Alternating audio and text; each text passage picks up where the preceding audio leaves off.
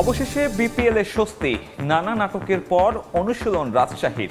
চট্টগ্রাম পর্ব শেষের আগেই ক্রিকেটারদের 50% পারিশ্রমিক বুঝিয়ে দেওয়ার আশ্বাস ফ্রাঞ্চাইজিটির। আজকের মধ্যে 25% পেমেন্ট ইন ক্যাশ হবে এবং 25% চিটাগং খেলা শেষ হওয়ার আগেই সেটা কমিটমেন্ট করেছেন যে হয়ে। কিছুক্ষণ পর বন্দর নগরীতে শুরু বিপিএল উন্মাদনা। বরিশালের মুখোমুখি হবে ঢাকা, খুলনার প্রতিপক্ষ চট্টগ্রাম কিংস। সাগরিকায় আগ্রহী দর্শকদের ভিড়। বিসিবির গঠনতন্ত্র সংশোধন নিয়ে ঢাকা ক্লাব অর্গানাইজেশনের শঙ্কা অমূলক। দাবি ফাহিমের, আলটিমেটাম নয়, চূড়ান্ত সুপারিশের জন্য সব পক্ষকে অপেক্ষার পরামর্শ। সমর্থকদের জন্য সুখবর, ইংল্যান্ডে হামজা ও তার পরিবারের সঙ্গে সাক্ষাৎ বাফুফের সভাপতি তাভিদ আওয়ালের। লাল সবুজের জার্সিতে খেলতে মুখিয়ে লেস্টার সিটি।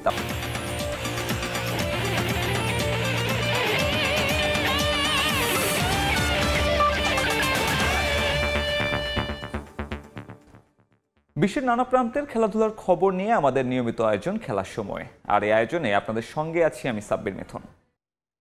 আজকের মধ্যে 25 আর চট্টগ্রাম পর্ব চলাকালীনই নাকি ক্রিকেটারদের 50% অর্থ বুঝিয়ে দেয়া হবে ফ্রাঞ্চাইজির পক্ষ থেকে। দাবি দুর্বার রাজশাহীর ম্যানেজার মেহরাব হোসেন অপির। চেক বাউন্সের জন্য দিলেন হাস্যকর যুক্তি।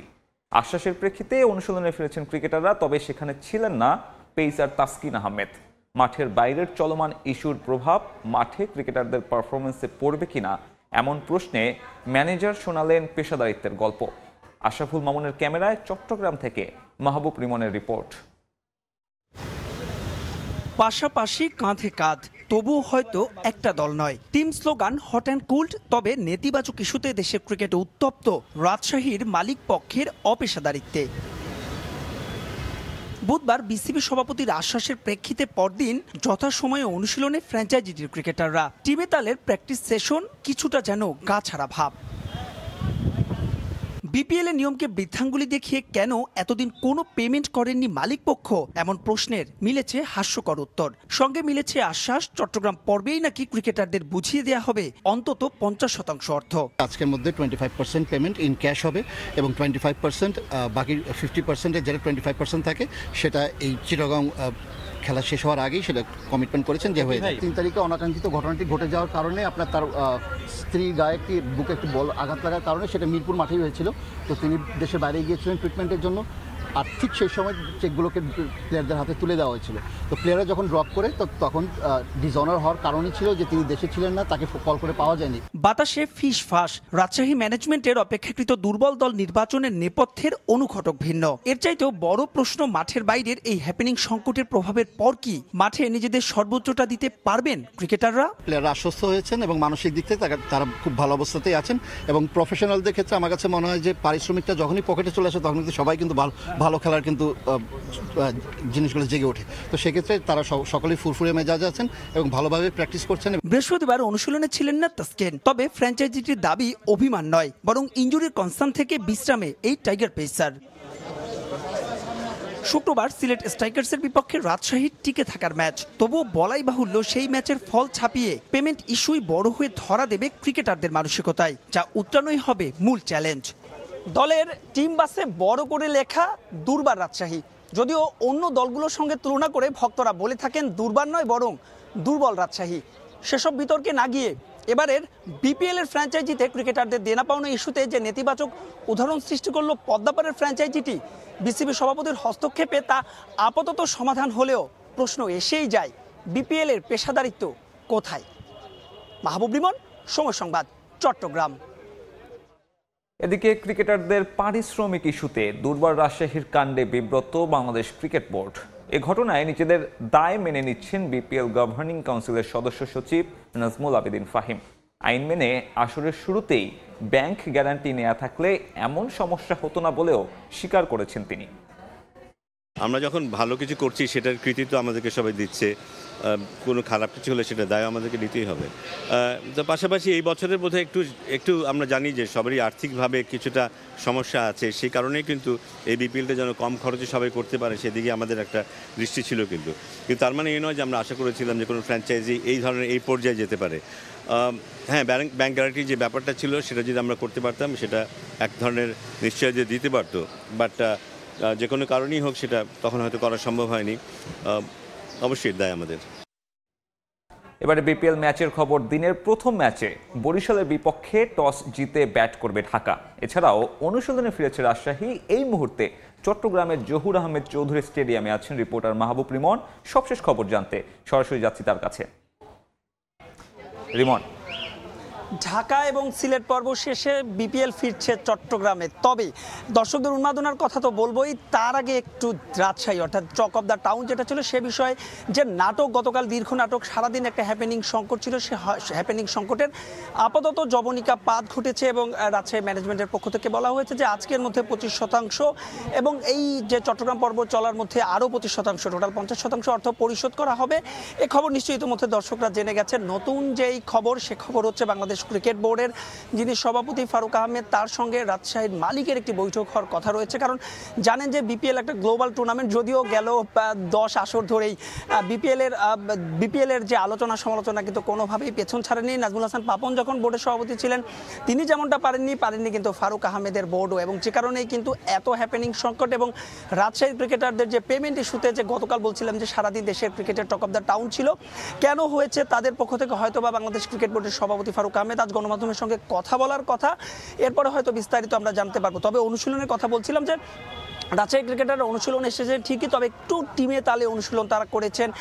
ব্যাটিং কিংবা বোলিং আমরা দেখেছি যে খুব একটা তেমন স্বাচ্ছন্দ্য বোধ আমরা তাদেরকে দেখিনি। আগামীকাল তাদের মহা গুরুত্বপূর্ণ ম্যাচ, জানেন যে মাত্র 2টো ম্যাচ তারা জিতেছে। 6 ম্যাচের মধ্যে পয়েন্ট টেবিলের 7 দলের মধ্যে 6 নম্বরে রয়েছে। আগামীকালকে যে সিলেটের বিপক্ষে ম্যাচটা তাদের জিততেই হবে যদি টুর্নামেন্টে টিকে থাকতে হয়, অর্থাৎ এলিমিনেটর কিংবা কোয়ালিফায়ার রাউন্ডে যদি জায়গা করে নিতে হয়। সেসব এখন এই ম্যাচের যে পারিপার্শ্বিক অবস্থা, ম্যাচের বাইরের পেমেন্ট ইস্যুতে সেই পারিপার্শ্বিক অবস্থা পাশ কাটিয়ে কতটুকু আসলে মাঠের পারফরমেন্স করতে পারে। কারণ ক্রিকেট তো শুধুমাত্র 22 গজের খেলা নয়, ক্রিকেট তো আসলে অনেকটা মানসিকতারও খেলা।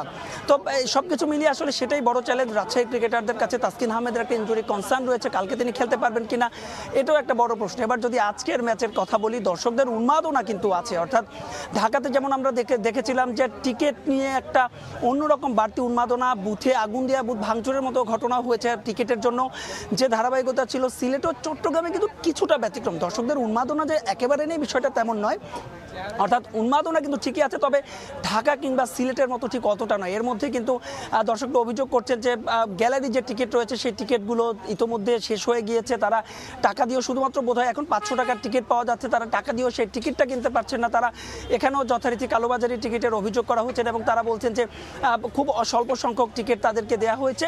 তবে এই ম্যাচটা কিন্তু ঢাকার জন্য খুবই গুরুত্বপূর্ণ, বিশেষ করে আগের ম্যাচে লিটন এবং তানজিদ তামিমের যে ব্যাট, আজকে যদি তারা তেমন একটা শুরু করে দিতে পারে, নিঃসন্দেহে বলাই বাহুল্য যে হয়তো একটা জমজমাট ম্যাচের অপেক্ষা করছে। তো এই ছিল আমার কাছে চট্টগ্রাম থেকে ম্যাচ এবং দলগুলোর অনুশীলনের সবশেষ আপডেট।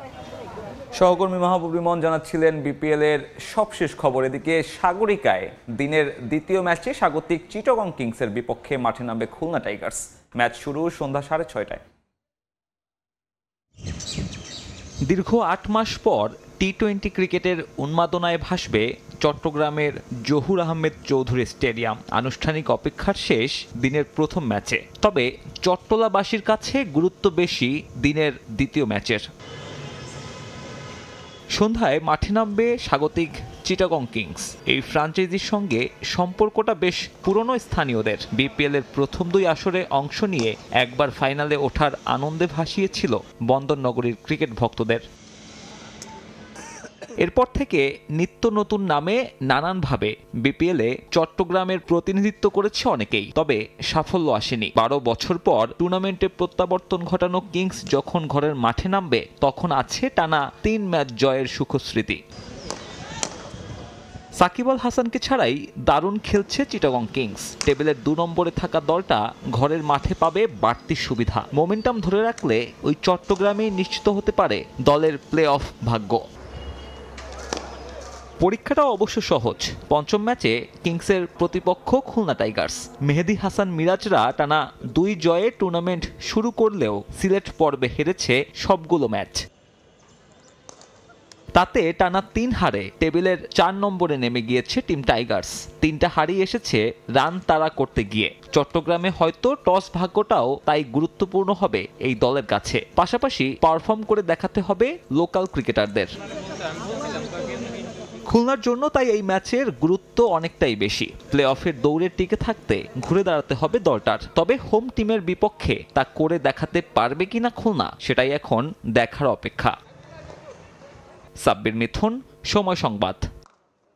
বিসিবির গঠনতন্ত্র সংশোধন নিয়ে ঢাকা ক্লাব অর্গানাইজেশনের শঙ্কা অমূলক। কাউন্সিলর সংখ্যা এবং ঢাকাই ক্লাব ক্রিকেটের প্রতিনিধিত্ব কমানো নিয়ে যে আলোচনা শুরু হয়েছে সেগুলো পুরোপুরি সত্য নয় বলে মন্তব্য করেছেন সংস্কার কমিটির সভাপতি নাজমুল আবেদিন ফাহিম।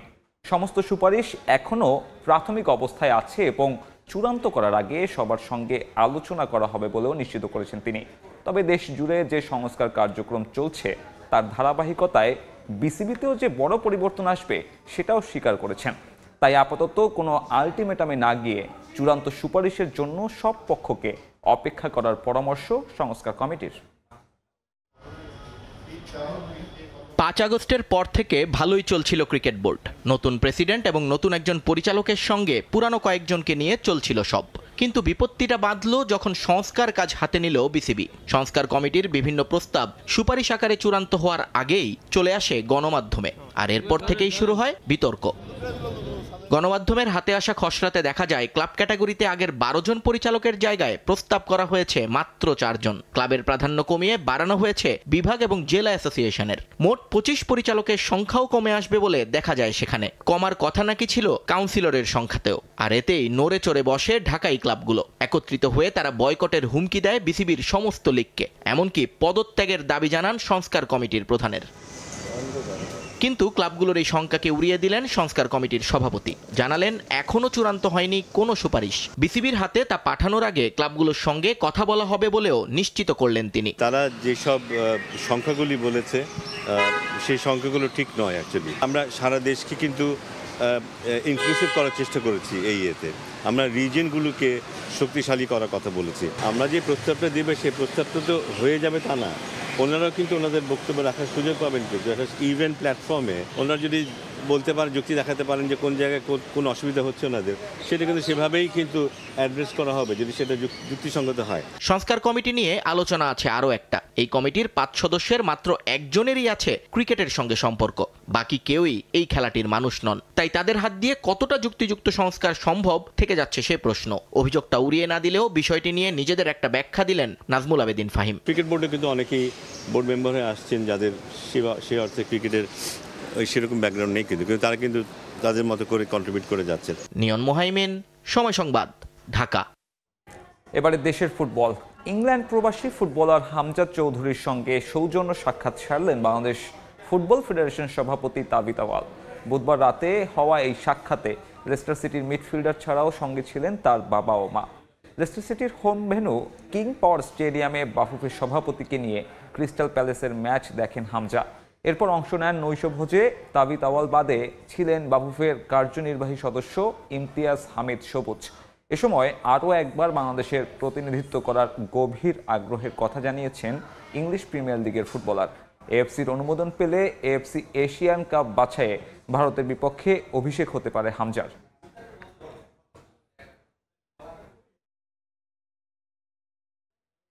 খেলার সময়ে আরও থাকছে। জাতীয় ফুটবল দলের কোচের পদে আগামী মার্চ পর্যন্ত থাকছেন হাবিয়ার ক্যাবরেরা। আরও 1 বছরের জন্য নারী দলের কাণ্ডারি পিটার বাটলার বাফুফের জরুরি সভায় সিদ্ধান্ত। দেশের ক্রিকেটের আরও খবর। পিএসএলে লিটন, রিশাদ, নাহিদরা দল পেলেও এখনই প্রশ্ন উঠেছে তাদের অনাপত্তিপত্র দেবে তো বিসিবি। যদিও সতীর্থদের বিশ্বাস বাস্তবতা মেনেই এই 3 ক্রিকেটারকে এনওসি দেবে বোর্ড। ভবিষ্যতের ভাবনায় এই ইস্যুতে বোর্ডকে আরও উদার হওয়ার আহ্বান তাদের। বিপিএলে লিটনের ফ্র্যাঞ্চাইজি সতীর্থ তানজিদ তামিম ভীষণ উচ্ছ্বসিত এলকেডি দল পাওয়ায়। মাহবুব রিমনের আরও একটি রিপোর্ট। এক ফ্রেমে রিশাদ, লিটন, জাতীয় দলের গোটা টপ অর্ডার। দূর থেকে বোঝার উপায় নেই, তবু প্রথম দর্শনে প্রশ্ন আসতেই পারে কি বিষয়বস্তু হতে পারে এই কথোপকথনের। যদি সেই টপিক হয় পিএসএল এ দল পাওয়া, তবে কি অবাক হওয়ার খুব একটা কিছু থাকবে? বিগ ব্যাশের আক্ষেপকে সঙ্গী করে বিপিএল এ রিশাদ। তবে সুখবর এসেছে সুদূর লাহোর থেকে। টুর্নামেন্টে প্রথমবারের মতো পেয়েছেন দল, তবুও দুশ্চিন্তার সঙ্গী এই লেগির। বিসিবি থেকে পাবেন তো অনাপত্তিপত্র? মাস 3 বাকি থাকলেও এখনই উঠেছে এমন প্রশ্ন। শিডিউল অনুসারে 10 এপ্রিল থেকে 25 মে অর্থাৎ পিএসএল চলাকালীন জাতীয় দলের কোনো ব্যস্ততা নেই, কিন্তু গুঞ্জন আছে সে সময় হতে পারে আফগানদের বিপক্ষে সিরিজ। এর আগে ভিনদেশি ফ্র্যাঞ্চাইজি লিগে অনাপত্তি ইস্যুতে উদার হতে না পারা বিসিবি কি এবার হাঁটতে পারবে ভিন্ন পথে? জাতীয় দল থেকে বাদ পড়লেও পিএসএল এ দল পাওয়া দারুণ এক লাইফলাইন লিটনের জন্য। এদিন খোশ মেজাজে দেখা গেল এলকেডিকে। অনুশীলন করলেন যতটা তার চাইতেও বেশি মাতলেন আড্ডায়, নিজেকে যতটা নির্ভর রাখা যায়। লিটন রিশাদের দল পাওয়ার উচ্ছ্বাস ছুঁয়ে গেছে তার সতীর্থদেরও, কারণ যে দেশি ক্রিকেটারদের পারফরমেন্স দ্বার খুলে দেবে অন্যদেরও। আসলে আজকের আগে আমি কালকে ওনাদের কনগ্রাচুলেশন জানাইছি। আজকে তেমন কিছু কথা ছিল, জাস্ট লাস্ট ম্যাচের কিছু বিষয় নিয়ে কথা হচ্ছিল। আর আমরা সবাই তো সবসময় মজা করি, তো এই সব বিষয় নিয়ে আর কোনো কথা হয়নি। দাদা যেরকম ব্যাটসম্যান আমরা সবাই জানি, যে আমি নিজেও ওনার একটা বড় ফ্যান, তো অবশ্যই সেদিক থেকে আমারও মন খারাপ যে উনি টিমে নাই। তো আশা করবো যে তাড়াতাড়ি উনি যেভাবে লাস্ট 2টা ম্যাচ খেলছে আপনারা দেখছেন, ওনার কনফিডেন্স লেভেলটাও এখন অনেক হাই। তো আশা করি সামনের ম্যাচগুলো উনি আরো ভালো করবে। এবারের পিএসএল এর ড্রাফটে মোস্তাফিজ তাসকিনরা দল না পেলেও দল পেয়েছেন তরুণ পেসার নাহিদ রানা। বিপিএল শেষে চ্যাম্পিয়ন্স ট্রফি, এরপর জিম্বাবুয়ে পাকিস্তান সিরিজ শেষে পিএসএল। টানা ক্রিকেটে সোনার ডিম পাড়া হাঁস নাহিদ যেন ইনজুর্ড না হয় সে দায়িত্ব নিতে হবে বিসিবিকেই। মাহবুব রিমন, সময় সংবাদ, চট্টগ্রাম। এদিকে কোপা দেল রের শেষ 8-এ ওঠার মিশনে আজ সেল্তা ভিগোর মুখোমুখি হবে রিয়াল মাদ্রিদ। ম্যাচ শুরু হবে রাত 2:30টায়। এর আধ ঘন্টা আগেই পিএল সাউদাম্পটনের বিপক্ষে মাঠে নামবে ম্যানচেস্টার ইউনাইটেড। চিরপ্রতিদ্বন্দ্বী বার্সেলোনার বিপক্ষে হেরে সুপার কাপের শিরোপা হাতছাড়া হওয়ায় আক্ষেপ নিয়ে সান্তিয়াগো বার্নাব্যুতে মাঠে নামবে রিয়াল মাদ্রিদ। ম্যাচে শক্তি কিংবা পরিসংখ্যান সবকিছুতেই এগিয়ে লস ব্লাঙ্কোস। দুদলের মোট 35 বারের দেখায় রিয়ালের 27 জয়ের বিপরীতে সেল্তা ভিগো জিতেছে মাত্র 5 ম্যাচ। এছাড়া সবশেষ 14 ম্যাচে রিয়ালের বিপক্ষে কোনো জয়ের স্বাদ পায়নি সেল্তা। এদিকে ইপিএলে হারের বৃত্ত থেকে বের হতে ওল্ড ট্রাফোর্ডে সহজ প্রতিপক্ষের বিপক্ষে লড়বে ম্যানচেস্টার ইউনাইটেড। মৌসুমে এখন পর্যন্ত 20 ম্যাচের মধ্যে মাত্র 1 জয় পেয়েছে সাউদাম্পটন। আবারও বার্সায় ফিরছেন লিওনেল মেসি।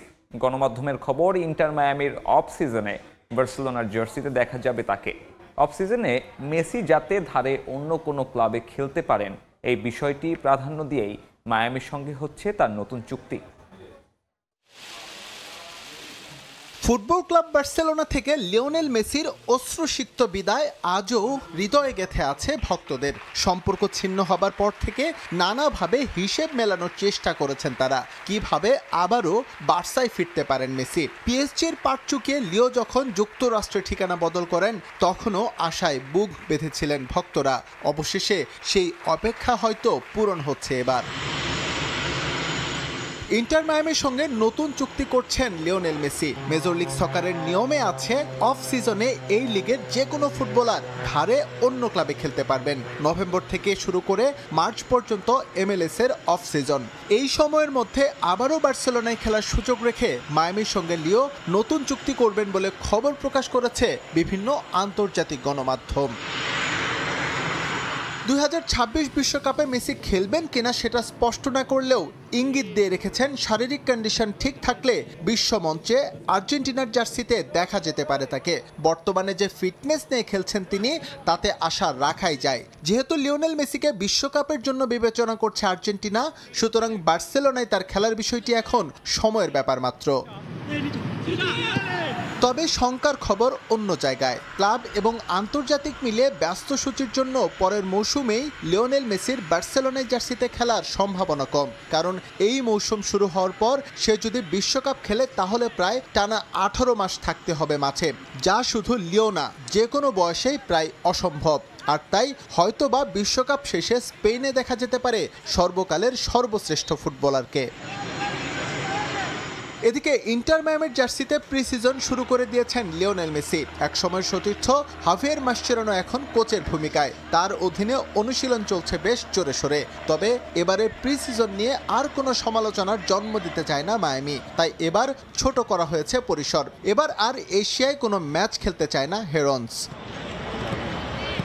প্রাক মৌসুমে 5টি ম্যাচ খেলার কথা রয়েছে ইন্টার মায়ামির, যার সবকটি ল্যাতিন এবং সেন্ট্রাল আমেরিকায় হবে। 18 জানুয়ারি মেক্সিকোর ক্লাব আমেরিকার বিপক্ষে প্রথম ম্যাচ খেলবেন লিওনেল মেসিরা। 14 ফেব্রুয়ারি অরল্যান্ডো সিটির বিপক্ষে ম্যাচ দিয়ে শেষ হবে প্রি সিজন। এবার সব মিলিয়ে প্রায় 50টি ম্যাচ খেলার সম্ভাবনা রয়েছে ইন্টার মায়ামির। এস এম ইকবাল, সময় সংবাদ। বাফুফের সঙ্গে চুক্তি নবায়ন না হলেও ক্যাম্পে যোগ দিয়েছেন নারী ফুটবলাররা। তবে ব্যক্তিগত কারণে এখনো যোগ দেননি অধিনায়ক সাবিনা খাতুন, ঋতুপর্ণা চাকমা সহ বেশ কজন ফুটবলার। এদিকে জাতীয় ফুটবল দলের কোচ হিসেবে আগামী মার্চ পর্যন্ত থাকছেন হাভিয়ার ক্যাব্রেরা। আরও 1 বছরের জন্য নারী দলের কোচ পিটার বাটলার। বাফুফের জরুরি সভায় হয়েছে এমন সিদ্ধান্ত। একে একে ক্যাম্পে ফিরছেন নারী দলের ফুটবলাররা। ইতিহাস গড়ে সাফ জয়ের পর লম্বা ছুটি কাটিয়েছেন সাবিনা, মারিয়া, ঋতুপর্ণারা। যেখানে অন্য দলগুলো ব্যস্ত সময় পার করছে ফেব্রুয়ারি উইন্ডোর পরিকল্পনা নিয়ে, সেখানে ছুটি কাটানো ছাড়া কোনো উপায় ছিল না দক্ষিণ এশিয়ার চ্যাম্পিয়নদের। যে নেপালকে হারিয়ে সাফের শ্রেষ্ঠত্বের মুকুট মাথায় তুলেছিল বাংলাদেশ, সেই নেপাল ভিন্ন 3 প্রতিপক্ষের সঙ্গে ফেব্রুয়ারিতে ম্যাচ খেলবে। অথচ সাফ জয়ীদের জন্য একটি প্রতিপক্ষ খুঁজে পায়নি বাংলাদেশ ফুটবল ফেডারেশন। এই ব্যর্থতা কার? কিন্তু সাফ জয়ের পর নারী ফুটবল উন্নয়নে বড় বড় বুলি আউড়িয়েছেন বাফুফে কর্তারা।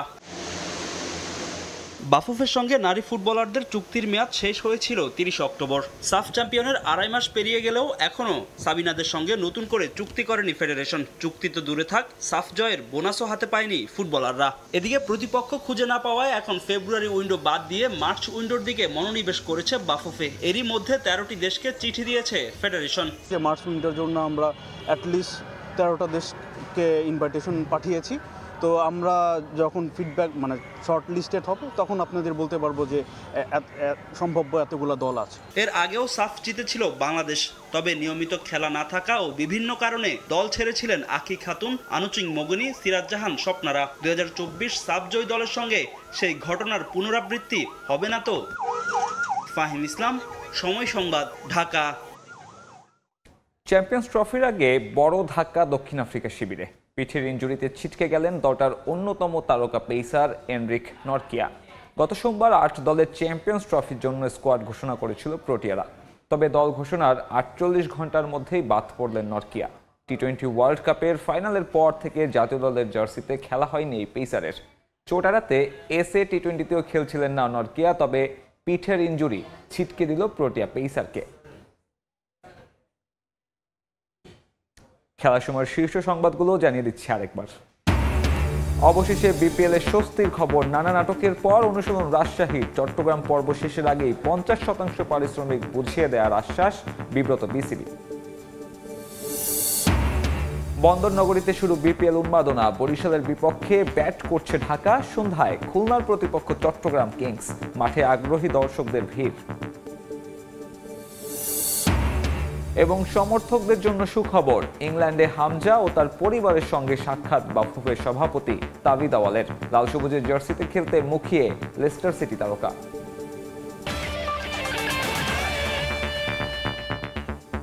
এই ছিল খেলার সময়ে, সঙ্গে থাকুন সময়ের।